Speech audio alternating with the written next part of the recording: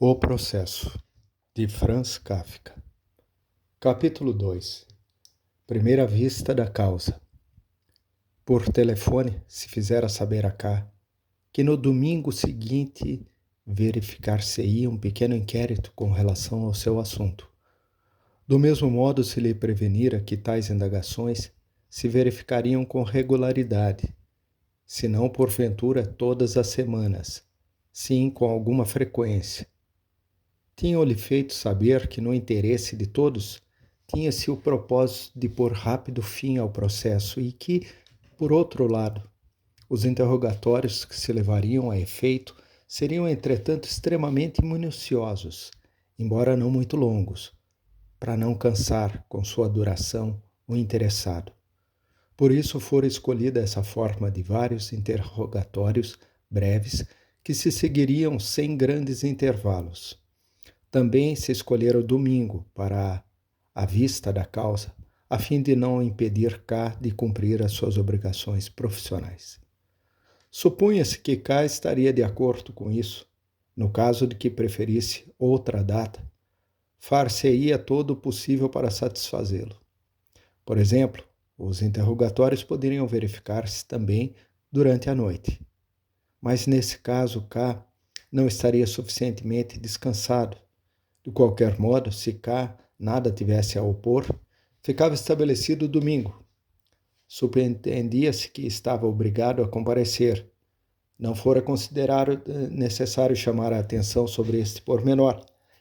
Deram-lhe, portanto, o número da casa a qual devia ir, um edifício situado num longínquo arrabalde da cidade, onde K jamais estivera. Desde que K esteve ciente de tudo isto, pendurou o aparelho sem responder nada ao seu interlocutor. De imediato, resolvera comparecer no domingo seguinte, porque julgava isso necessário. O processo já estava em curso, de modo que se tinha de afrontar este primeiro interrogatório, que era mister fosse o derradeiro. K ficou pensativo junto ao aparelho. De súbito, ouviu às suas costas a voz do vice-diretor do banco que desejava telefonar e ao qual K impedia a passagem. Mas notícias? Perguntou o vice-diretor, sem interesse, não com o propósito de conhecê-las, mas para afastar K do aparelho. Não, disse K, pondo-se de lado, mas sem se retirar. O vice-diretor tomou o telefone e, enquanto esperava a comunicação telefônica, voltando a cabeça, disse: Permita uma pergunta, Sr. K. Gostaria de me dar o prazer, no domingo pela manhã, de acompanhar-me a uma excursão em meu barco? Reunirei na ocasião muitos amigos, entre os quais haverá certamente conhecidos seus. Entre outros estará, por exemplo, o advogado Hasterer. Quer acompanhar-nos? Mas sim, anime-se. K procurava prestar atenção ao que o vice-diretor lhe dizia. Para K, tal atitude do vice-diretor era de enorme importância, visto que o convite desse funcionário graduado, com o qual jamais mantivera boas relações, representava uma tentativa de aproximação e mostrava até que ponto K se tinha tornado importante no banco e quão valiosa parecia a segunda autoridade da instituição a sua amizade, ou pelo menos sua neutralidade. Além do mais, esse convite significava, até certo ponto, uma humilhação por parte do vice-diretor, por mais que o tivesse feito enquanto aguardava que se estabelecesse a comunicação telefônica, pondo de lado a cabeça e afastando-a do fone. Mas K lhe infligiu outra, ao responder: Muito agradecido, mas, lamentavelmente, não tenho domingo livre, pois acabo de me comprometer para esse dia. Que pena, disse o vice-diretor, voltando-se para o aparelho telefônico, pois exatamente nesse momento tinham-lhe estabelecido a comunicação. Manteve então uma palavra bastante longa. Contudo, K, distraído, ficou junto ao aparelho durante todo o tempo que ela durou.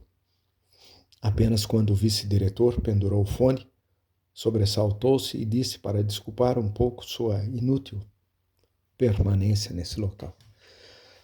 Acabam de me avisar por telefone que eu tenho de comparecer a certo lugar, mas se esqueceram de me dizer a que hora devo fazê-lo. Volte a chamar e pergunte-o, disse o vice-diretor. Ah, não é tão importante, replicou K, embora com isto viesse tirar considerável validade à escura, já por si insuficiente, que acabava de dar. O vice-diretor, ao ir-se, falou ainda a K de outras coisas.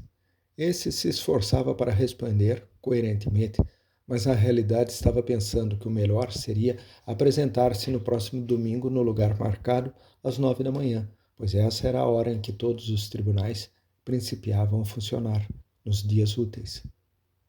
O domingo apresentou-se com o tempo nublado e triste. K sentia-se cansado, porque, tendo ficado até muito tarde a noite anterior no restaurante com os amigos, quase não dormira. Sem ter tempo de meditar a respeito dos diferentes projetos que coordenara durante a semana, vestiu-se apressado e, sem comer nada, correu para o bairro da cidade que lhe tinha sido assinalado. Embora tivesse pouco tempo para olhar o que acontecia ao seu redor, no trajeto, de um modo singularmente esquisito, encontrou-se com seus 3 empregados, Rabsteiner, Kulich e Kaminer, que de certa maneira estavam envolvidos naquele assunto. Os 2 primeiros, que viajavam em um bonde elétrico, cruzaram-se no caminho de K. Em troca, Kaminer achava-se sentado no terraço de um café e, no momento em que passou K, inclinou-se com curiosidade sobre a balaustrada. Os 3 seguiram-no com o olhar, maravilhando-se certamente da pressa de seu superior. Uma espécie de orgulho pessoal impedira K de tomar qualquer veículo que o conduzisse a seu destino, pois evitava pedir a menor ajuda alheia neste assunto, que apenas a ele concernia. Não queria recorrer ao auxílio de ninguém, porque isso suporia pôr ao corrente de suas coisas, que desejava conservar o mais secretas possíveis, ao que lhe desse ajuda. Por fim, não tinha a menor importância e o desejo de humilhar-se perante a comissão que presidia o seu processo, chegando com extrema pontualidade ao lugar indicado. Certo é que no momento corria com bastante pressa para chegar, se possível, às 9, embora, no rigor da verdade, não fora citado para uma hora determinada. Pensara que reconheceria a casa de longe por algum sinal, que ele mesmo, contudo, não supunha qual fosse, ou pelo movimento especial de pessoas que se faria sua entrada, mas era a Rua Július, que era onde devia estar o edifício, e em cujo início K permaneceu um momento de pé, apresentava de ambos os lados casas idênticas, elevadas, cinzentas, casas baratas que se alugavam para pessoas pobres. Nessa manhã de domingo, quase todas as janelas estavam ocupadas por homens em mangas de camisa, que, apoiados no peitoril, fumavam ou seguravam crianças de pouca idade, com cuidado e carinhosamente junto aos batentes das janelas. Em outras pendiam para fora roupas de cama, por cima das quais aparecia fugazmente, de quando em quando, a cabeça desgrenhada de alguma mulher. De uma janela a outra faziam-se comentários aos gritos por cima da rua. Uma de tais exclamações, que se referia precisamente a K, suscitou grande riso geral. A trechos regulares da comprida rua achavam-se, sob o nível desta e ligados a ela, por alguns degraus, pequenas casas de comércio, nas quais eram vendidos diferentes alimentos. Daí saíam mulheres. Algumas permaneciam naqueles degraus de escada, conversando entre si. Um vendedor de frutas que anunciava sua mercadoria a grandes gritos, endereçados às janelas de cima, quase tão distraído quanto K, esteve a ponto de atropelar a esse com seu carro. Justamente nesse momento, um gramofone, que certamente se tinha gasto em melhores bairros da cidade, começou a tocar de modo assassino. K penetrou lentamente na rua, como se agora tivesse tempo de sobra, ou como se o juiz de instrução, aparecendo a alguma daquelas janelas, o estivesse contemplando e soubesse, portanto, que K já se encontrava ali. Eram mais de 9 horas. A casa em questão estava bastante longe. Tinha um portal extraordinariamente amplo e alto, e toda ela era de grandes dimensões. Evidentemente, trata-se de um grande depósito de mercadorias de lojas, que enchiam o grande pátio, que traziam rótulos com o nome de firmas, algumas das quais K conhecia pelo seu trabalho no banco. Contrariando o seu costume, K prestou grande atenção a todas estas coisas e até ficou um bom tempo de pé à entrada do pátio. Próximo de onde se achava K, um homem descalço, sentado em uma grande caixa de madeira, lia um diário. 2 rapazes balançavam sobre um carrinho de mão, junto a uma torneira, uma jovenzinha débil e em camisa. Enquanto esperava que se enchesse de água, o cântaro não cessava de olhar para Cá. Em um canto do pátio estavam estendendo entre 2 janelas algumas peças de roupas para secar. Um homem dirigia de baixo aos berros a operação. Cá dirigiu-se para a escada para chegar à sala de sessões do tribunal, mas deteve-se ao verificar que, além desta pela qual se preparava para subir, saíam do pátio ainda 3 escadas mais, e para complemento um pequeno corredor que devia levar a um segundo pátio. K irritou-se por não lhe terem fornecido dados precisos a respeito da situação da sala em que devia apresentar-se. Isso revelava a negligência ou indiferença com que era tratado. Concebeu a resolução de protestar firmemente contra semelhante abuso. Por fim, resolveu-se a subir pela primeira escada, recordando as palavras do guarda, Willem, o qual lhe dissera que a justiça é atraída pelos delitos, do que se deduzia que a sala dos tribunais tinha forçosamente que estar no caminho daquela escada que K escolhera ao acaso. Ao subir, incomodou muitos meninos que estavam jogando na escada, que quando ele prosseguiu seu caminho, o fitaram com má fisionomia. Se for necessário que eu retorne aqui, pensou, terei de lhes trazer doces para conquistar-lhes a simpatia ou uma vara para surrá-los. Quando chegou ao primeiro andar, precisou até deter-se um instante, esperando que terminasse de percorrer seu caminho uma grande bola com a qual estavam jogando os meninos. Assim o obrigaram a fazer 2 pequenos, com o rosto de pelos já crescidos, segurando-o pelas calças. Teria desejado sacudi-los, mas, sem dúvida, ter-lhes-ia machucado, e Cá temia os seus gritos. No primeiro andar começou sua busca. Visto que não podia perguntar pela comissão investigadora, inventou a existência de um carpinteiro ao qual deu o nome de Lance. Ocorreu-lhe esse nome porque era o do capitão, o do sobrinho da senhora Grubá, com a intenção de perguntar em todas as casas se ali não morava tal carpinteiro, coisa que lhe daria a oportunidade de olhar o interior das residências. Contudo, bem depressa ficou demonstrado que, na maioria das vezes, tal expediente era supérfluo, já que quase todas as portas estavam abertas de par em par e por elas continuamente entravam e saíam os meninos. Em geral, davam para quartos pequenos, de uma só janela, nas quais também se cozinhava.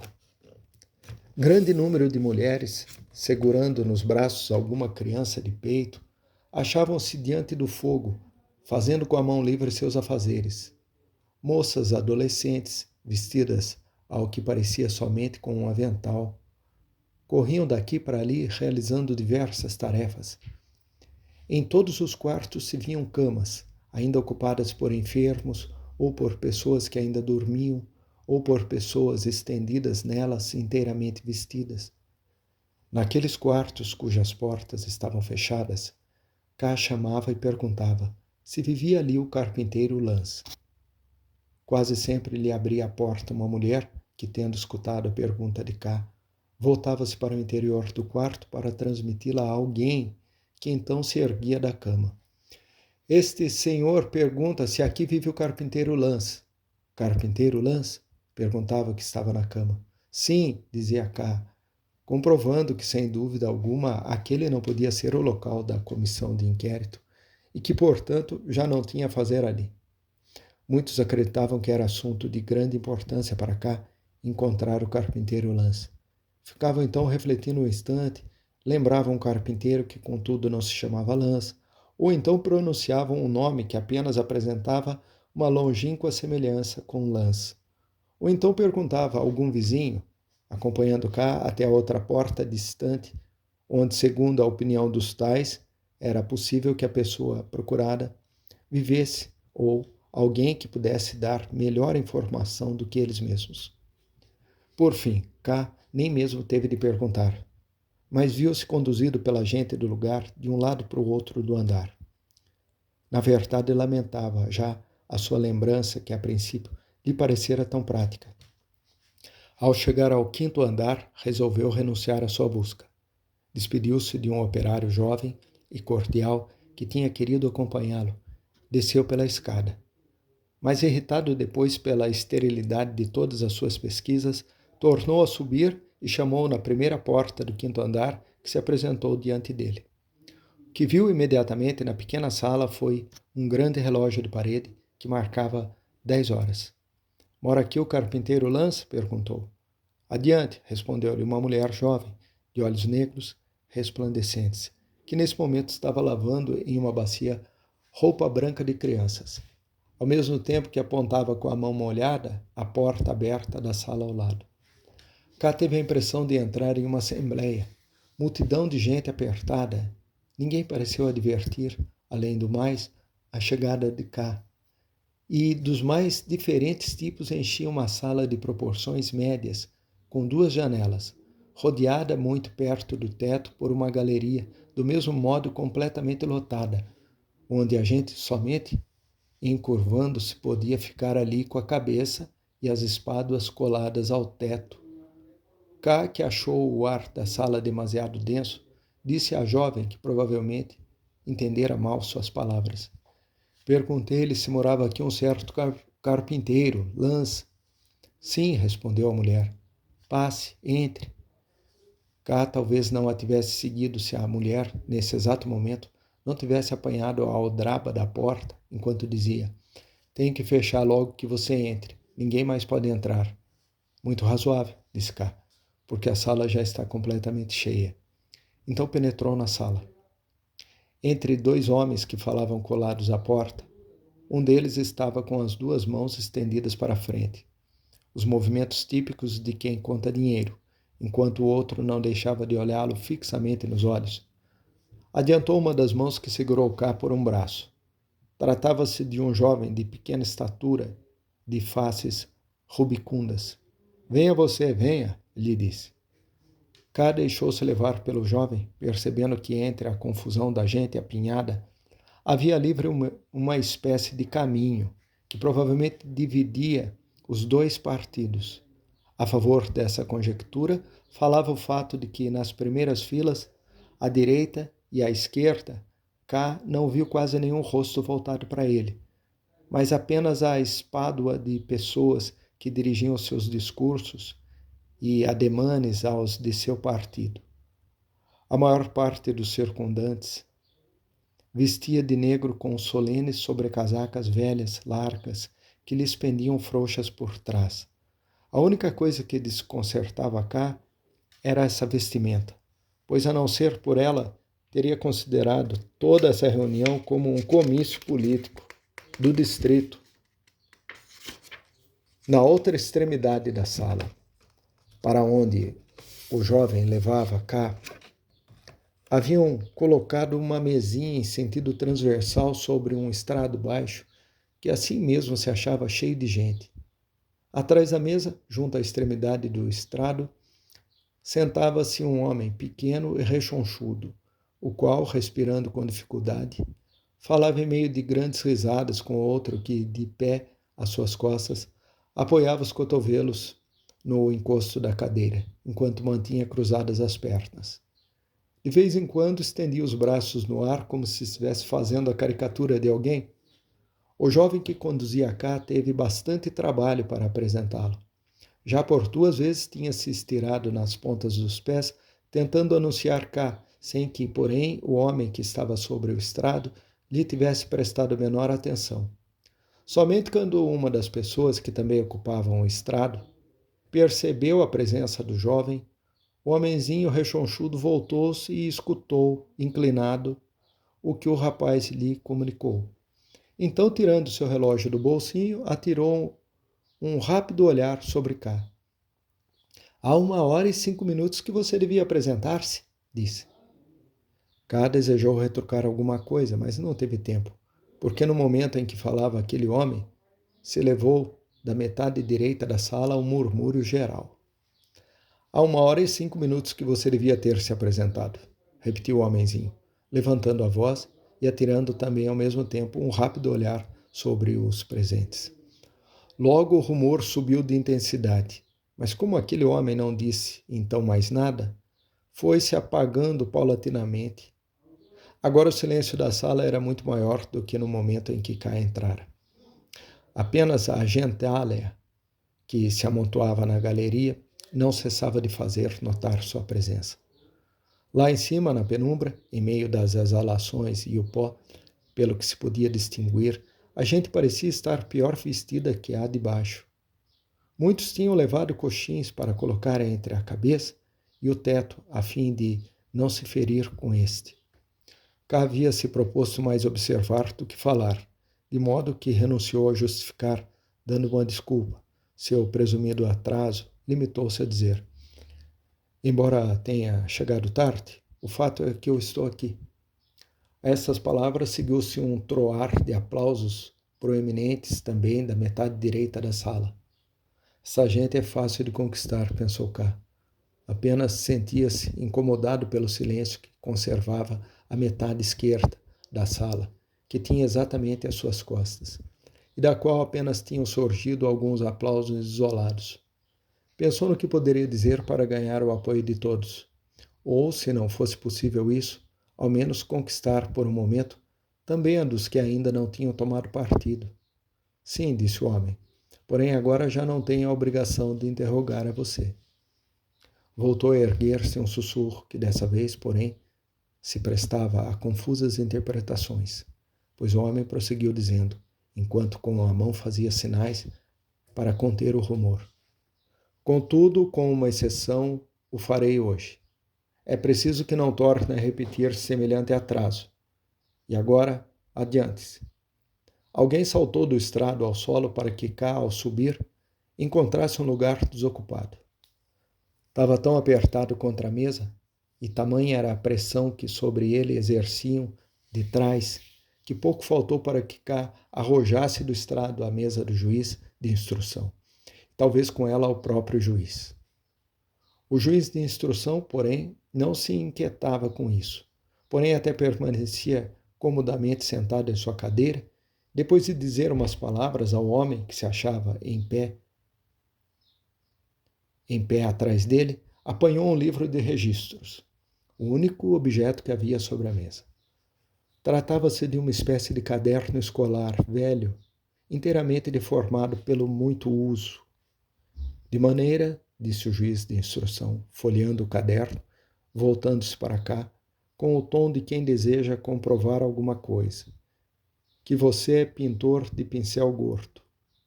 Não, respondeu K. Sou o primeiro procurador de um grande banco. A esta resposta seguiu-se uma grande risada por parte da metade direita da sala, tão cordial que K também se pôs a rir. A gente roçava com força os joelhos e agitava-se como assaltada por um insuperável ataque de tosse. Também alguns dos espectadores da galeria riam. O juiz de instrução ardeu em cólera e, como pelo que se via não podia fazer nada contra a gente de baixo, procurou desforrar-se ameaçando aos da galeria. Pôs-se de pé de um salto, arqueou as sobrancelhas que habitualmente não despertavam atenção, mas que nesse momento se manifestaram negras e hirsutas gigantescas sobre os olhos. A metade esquerda da sala continuava, contudo, em seu silêncio. As gentes que ali estavam dispostas em filas tinham virado o rosto para o estrado, escutavam calmamente as palavras que se trocavam lá em cima, como a barafunda que levantavam os do partido contrário. Até permitiam às vezes que alguns dos seus saíssem de suas fileiras e se misturassem entre as dos adversários. A gente da esquerda, que por sinal era menos numerosa, talvez no fundo fosse tão insignificante quanto a poder como os do partido da direita, apenas que a seriedade de sua conduta lhe conferia maior significação. Quando K começou a falar, estava convicto de que todos compartilhariam de suas opiniões. Sua indagação, senhor juiz de instrução, se eu sou pintor de pincel gordo, embora em rigor e verdade não me perguntou nada, mas simplesmente o afirmou. É característica de todo este inquérito que se efetua contra mim. Poderá você objetar-me que, em última instância, não se trata de nenhum inquérito, e nisso tem muita razão, porque será um inquérito tão somente no caso em que eu o reconheça como tal. Mas no momento apenas o reconheço, de certo modo, por compaixão. Unicamente por compaixão pode alguém dar atenção a semelhante coisa.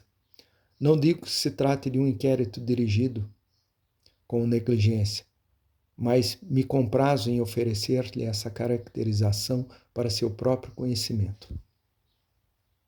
K interrompeu-se para contemplar do estrado a sala. O que acabava de dizer era muito severo, muito mais severo do que ele mesmo se propusera. Mas era justo.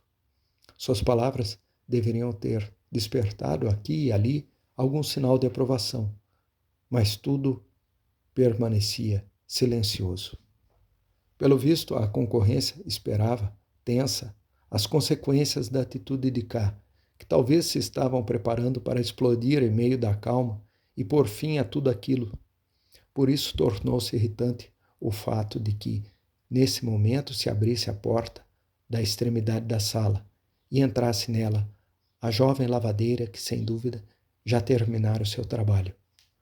Apesar de todas as suas preocupações, a mulher não pôde evitar que vários olhares se dirigissem para ela. Apenas o juiz de instrução, segundo acreditou K, se alegrou porque parecia perturbado pelas palavras desses. Até este momento permanecera de pé, surpreendido pela apóstrofe de K, desde o momento em que se erguera para ameaçar os espectadores da galeria. Agora, aproveitando a pausa, voltou a sentar-se muito lentamente, como se pretendesse que sua atitude passasse desapercebida. Depois, provavelmente, para acalmar-se, voltou a segurar o caderninho. Tudo isto não vale nada, prosseguiu K. Também o seu caderninho, senhor juiz de instrução, confirma aquele que eu acabo de dizer. Satisfeito ou não ouvir senão as suas palavras em meio àquela estranha assembleia, atreveu-se K até a tomar das mãos do juiz de instrução o registro que depois segurou no alto, colhido por uma folha do centro com a ponta dos dedos, como se tivesse repugnância em tocá-lo, de modo que de ambos os lados se mostraram as páginas manchadas, de beiras amarelentas, apertadamente escritas. Esses são os documentos oficiais do juiz de instrução, disse K, deixando cair o caderno sobre a mesa. Continue a trabalhar com eles, senhor juiz. Na verdade, não temo de modo algum que possa estar assentado nesse caderninho acusador, embora seja para mim inacessível, visto que não posso chegar a ele, a não ser com 2 dedos, e não poderia segurá-lo na mão. Não podia ser senão um sinal de profunda humilhação. Ou pelo menos assim era preciso interpretá-lo. O fato de que o juiz de instrução estendesse a mão para o caderninho que caíra sobre a mesa, o apanhara e procurara pôr nele um pouco de ordem, a fim de poder lê-lo. Os rostos dos espectadores que se encontravam na primeira fila estavam voltados para K, com expressão de extrema curiosidade. K não pôde senão ficar um momento contemplando-os. eram, em geral, homens velhos, alguns de barba branca. Talvez fossem eles que decidissem, por meio de sua influência, nas resoluções dessa Assembleia, a qual nem ainda pela humilhação do juiz de instrução saíra da impassibilidade em que caíra ao terminar cá de pronunciar seu discurso. O que me aconteceu, continuou dizendo cá, com voz um tanto mais baixa do que antes, sem deixar de examinar os rostos dos ouvintes das primeiras filas, para tentar estabelecer a impressão que sobre eles faziam suas palavras.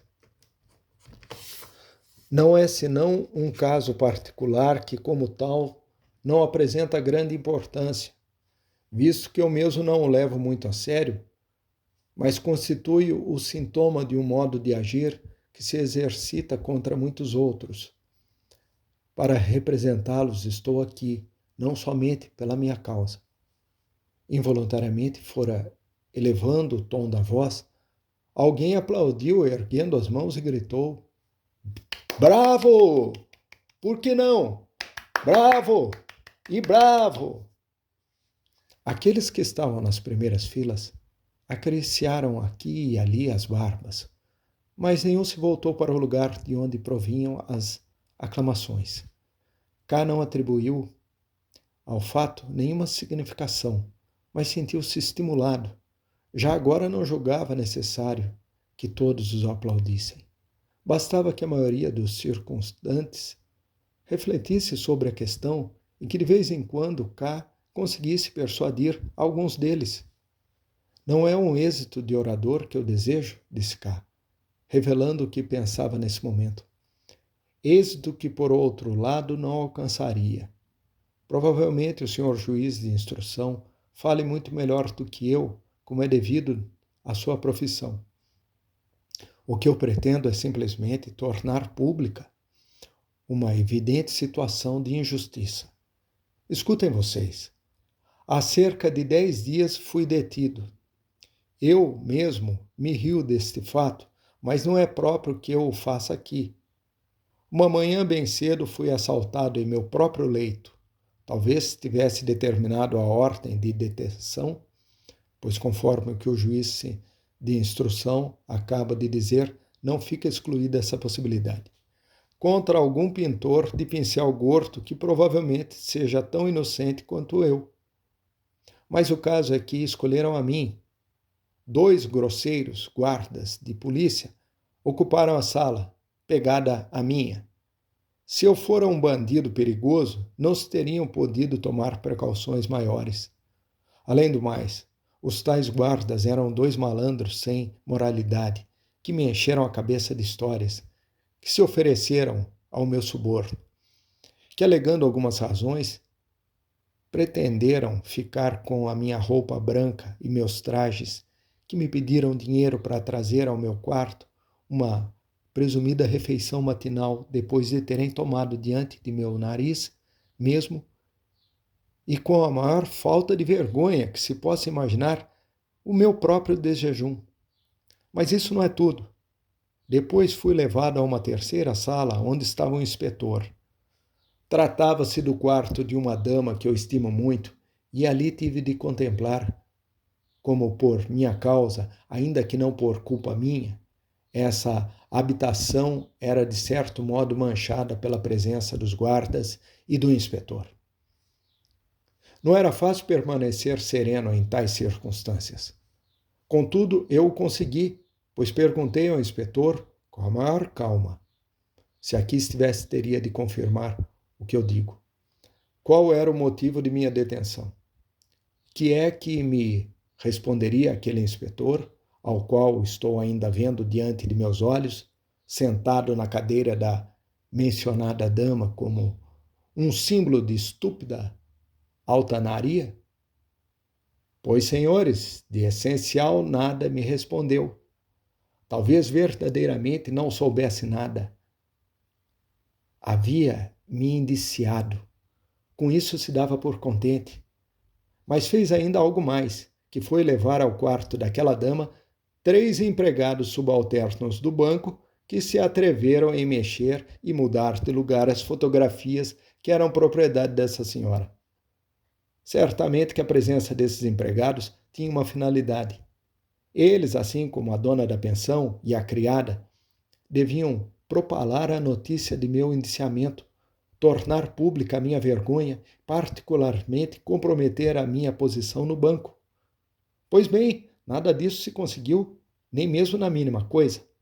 Ainda a minha própria hospedeira, uma pessoa muito sensível, devo revelar aqui seu nome com a intenção de homenageá-la, chama-se a senhora Grubach. Mesmo a minha senhora Grubach foi o suficientemente sensata para entender que semelhante detenção não tinha outra significação que a de um assalto efetuado contra um jovem insuficientemente protegido na rua. Repito que tudo isso não foi para mim, senão um incidente desagradável e um desgosto passageiro. Mas pergunto, não poderia ter também piores consequências? Ao chegar a esse ponto de seu discurso, K. interrompeu-se para lançar seu olhar ao silencioso juiz de instrução.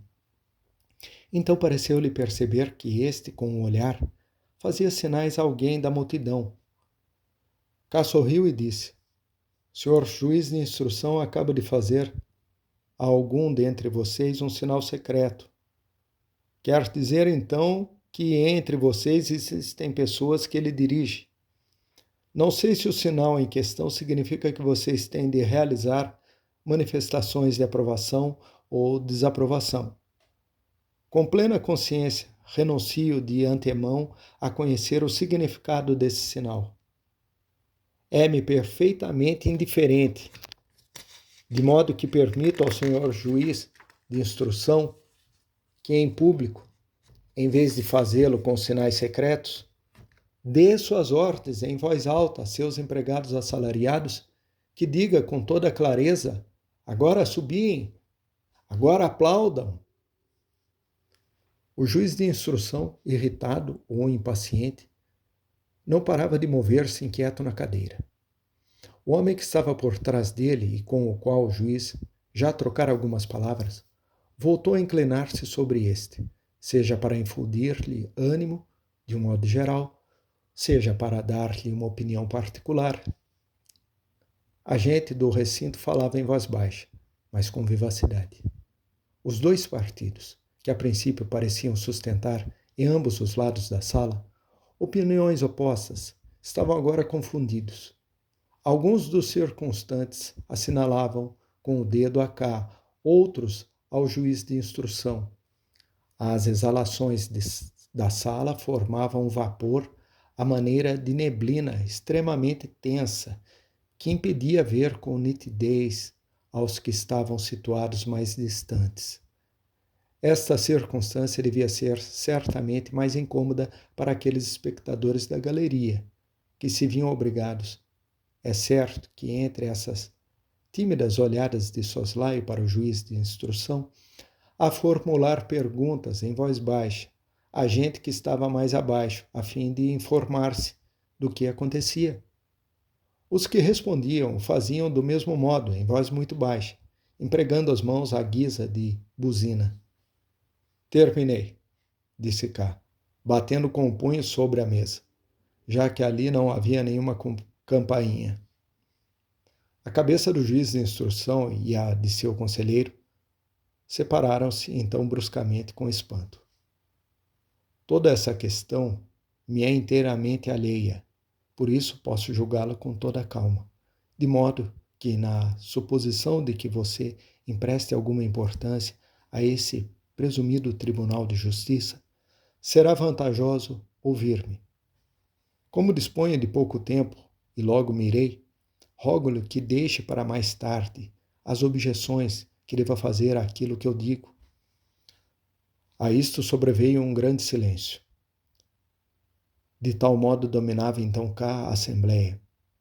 Já não gritavam como no princípio, já não aplaudiam em sinal de aprovação, embora agora todos parecessem já persuadidos, ou pelo menos em vias de o estar. Não existe nenhuma dúvida, disse K, em voz muito baixa, satisfeito pela tensa atenção com que o ouvia toda a assembleia, da qual, em meio ao silêncio, se elevava uma espécie de zumbido, sem dúvida mais estimulante que as carinhosas ovações anteriores.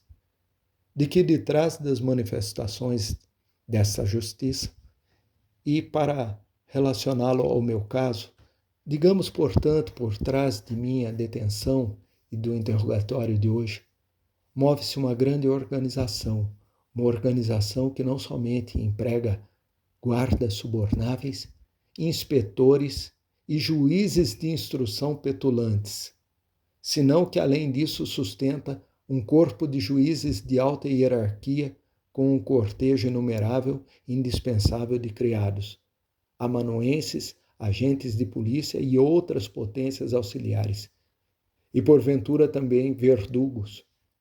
Sim, não me intimido diante de tal palavra. E qual é a finalidade desta grande organização, meus senhores? Consiste em deter inocentes e em mover-lhes um processo insensato e, na maioria das vezes, como é o meu caso, carente completamente de resultados. Pois bem, em meio da falta absoluta de sentido em tudo isso, como não se iria manifestar o caráter corruptível dos funcionários, é impossível que isso não aconteça mesmo com um juiz de maior hierarquia. Por isso procuram os guardas apossar-se das roupas do detido. Por isso os inspetores tomam de assalto as casas alheias. E por isso os inocentes, em vez de serem interrogados, se veem desonrados diante de toda uma assembleia. Os guardas falaram-me do depósito para onde são levados os objetos pessoais do detido. Bem quisera eu ver esses depósitos, onde se apodrece o produto de tão penoso trabalho. Supondo que não o roubem os funcionários gatunos encarregados de o guardarem. O discurso de K foi interrompido por um chiado provindo da extremidade da sala. K, com a mão, fez sombra sobre os olhos para ver de que se tratava, já que a turva luz do dia dava uma cor esbranquiçada aos vapores que passavam sobre o recinto e o deslumbrava. Era a lavandeira, a que K, desde que esta fizera sua entrada na sala, tinha reconhecido como elemento essencial de desordem, mas não se podia estabelecer agora se era ela culpada ou não do distúrbio. K somente viu que um homem, tendo-a conduzido até um canto junto à porta, apertava-se fortemente contra a mulher. Mas não era esta quem chiava, mas o homem, que com a boca aberta, em redondo, olhava o teto. Ao redor do par formara-se um pequeno círculo. Além do mais, os espectadores da galeria que se encontravam próximo do grupo pareciam satisfeitos de que assim se pusesse fim à seriedade que K introduzira na Assembleia. Tomado pela primeira impressão, K se lançou imediatamente do estrado, pensando que todos estariam de acordo, pelo menos, em pôr fora da sala ao casal e assim restaurar a ordem. Mas as primeiras filas de espectadores que tinha à sua frente permaneceram firmes em seu posto. Ninguém se moveu, ninguém se pôs de lado para deixar K passar. Pelo contrário, impediram-no. Uns anciãos o seguraram pelo braço e uma mão. K não teve tempo de se voltar. O apertou pelo pescoço. Já K, a dizer a verdade, não pensava mais no casal, mas sim vendo impedida sua liberdade de movimentos e sentindo que agora a sua detenção era efetiva, saltou sem detença, para tornar para junto do trabalho. Agora se achava frente a frente com a multidão apinhada. Tê-lo-ia julgado mal? Não teria confiado demais na influência de seu discurso? Não teriam estado fingindo todos eles enquanto ele falava, e agora que chegara o momento de afrontar as consequências, deixavam de fingir? Que espécie de rostos eram aqueles que o rodeavam por todos os lados? Aqui e ali brilhavam negros olhinhos, bochechas penduradas como de pessoa ébria. As longas barbas eram feias e ralas, e quando seus donos as seguravam com as mãos, parecia que estivessem arranhando algo inexistente e não que acariciassem barbas. Mas por baixo das barbas, e essa foi uma descoberta que K precisou fazer apenas nesse momento, reluziam nas golas das sobrecasacas insígnias de diferentes tamanhos e cores. Até onde chegava a vista de K, todos aqueles homens traziam tais insígnias. Os que aparentemente pertenciam já ao partido da direita, já ao da esquerda, também as traziam. E ao virar-se K de súbito para o juiz de instrução, viu no pescoço deste, que se achava tranquilamente sentado com as mãos no regaço, olhando para baixo, o mesmo emblema. De modo que, exclamou K, erguendo os braços no ar, como se seu repentino descobrimento exigisse maior espaço, todos vocês são funcionários. Pelo que eu vejo, todos vocês fazem parte da corrompida quadrilha contra a qual dirigi o meu discurso. Reuniram-se aqui para ouvir-me e espiar-me. Fizeram parecer que pertencessem a diferentes partidos, um dos quais aplaudiu para pôr-me à prova. Queriam praticar a arte de fazer tombar um inocente. Pois bem, não foram vãos os seus intentos, segundo me parece, porque ou se divertiram vendo que alguém esperava de vocês a defesa da inocência, deixe-me você em paz, se não quer que eu lhe dê um murro.